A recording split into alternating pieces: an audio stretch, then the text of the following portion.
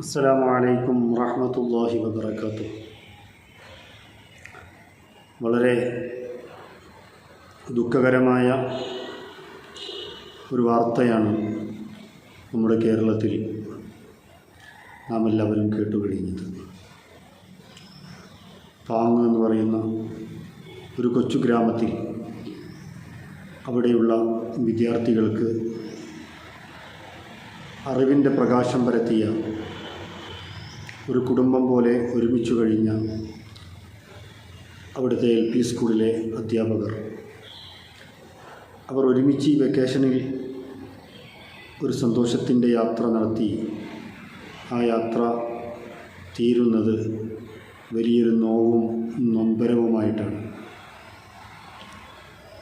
സ്കൂളിൽ പുതിയ അധ്യയന വർഷം ആരംഭിക്കുമ്പോൾ അവിടെ ബെല്ല് മുഴങ്ങുമ്പോൾ ആ ക്ലാസ്സുകൾ ശൂന്യമാവുന്ന, അവരെ കാത്തിരിക്കുന്ന വിദ്യാർത്ഥികൾക്ക് മുന്നിൽ ഒരിക്കലും ചിരിച്ച മുഖവുമായി കടന്നു വരാതെ എന്നേക്കുമായി ആ അധ്യാപകർ, ടീച്ചർമാർ ഈ ലോകത്തു നിന്നും വിട പറഞ്ഞ വല്ലാത്ത ഒരു ദുഃഖത്തിൻ്റെ സാഹചര്യം. മനുഷ്യൻ്റെ ജീവൻ അത് ഇത്രയും വളരെ പെട്ടെന്ന് അസ്തമിക്കുന്ന ഒന്നാണ് എന്ന് തിരിച്ചറിയുന്ന വല്ലാത്തൊരു നിമിഷത്തിലൂടെയാണ് നമ്മളെല്ലാവരും കടന്നുപോയിട്ടുള്ളത്.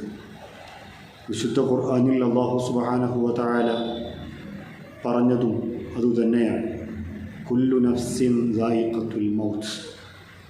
ഇവിടെ ജനിച്ചു വീണ എല്ലാ ആണും പെണ്ണും, എല്ലാ മനുഷ്യരും മരണമെന്ന പ്രതിഭാസത്തെ രുചിക്കുക തന്നെ ചെയ്യും.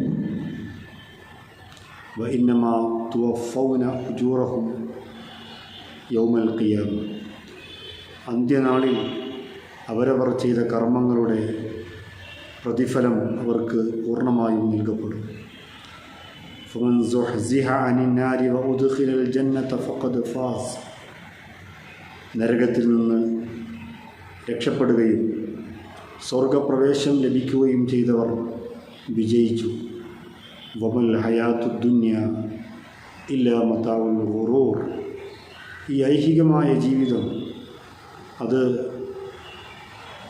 നൈമിഷികമാണ്, അത് വഞ്ചനാത്മകമാണ്, അത് യാതൊരു നിലനിൽപ്പുമില്ല എന്ന് ഖുർആൻ അടിവരയിടുമ്പോൾ അതിൻ്റെ നേർസാക്ഷ്യമാവുകയാണ് നമ്മൾ കാണുന്ന ഓരോ വാർത്തകൾ. അവരുടെ വീടുകൾ എത്ര അനാഥമാണ്. മജീദ് എന്ന് പറയുന്ന കണ്ണുകാണാത്ത ഒരു അധ്യാപകനുണ്ട് ആ കൂട്ടത്തിൽ. ആ അധ്യാപകന് കൂട്ടായി എപ്പോഴും കൂടെയുണ്ടാവുന്ന റുഖിയ എന്ന് പറയുന്ന ടീച്ചർ. അവർ പുതിയ വീട് പണിത് അതിൽ താമസിച്ച് അധികമായിട്ടില്ല. നല്ല മനോഹരമായ ഇരുനില കെട്ടിടം. ആ വീടുകളിൽ വല്ലാത്ത ശൂന്യതയാണ് അനുഭവപ്പെട്ടുകൊണ്ടിരിക്കുന്നത്.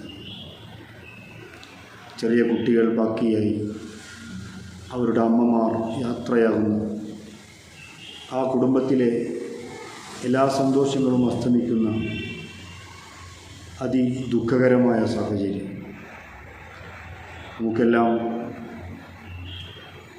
ചെയ്യാനുള്ളത്, ഓർക്കാനുള്ളത് ആ കുടുംബത്തെ ചേർത്തു പിടിക്കാനും അവരുടെ കുടുംബങ്ങളിൽ ഒരു സന്തോഷത്തിൻ്റെ, സ്നേഹത്തിൻ്റെ, പ്രാർത്ഥനയുടെ ഒരു കൈനീട്ടം, ഒരു മനസ്സ് അവർക്ക് നൽകുക എന്നത് മാത്രമാണ്.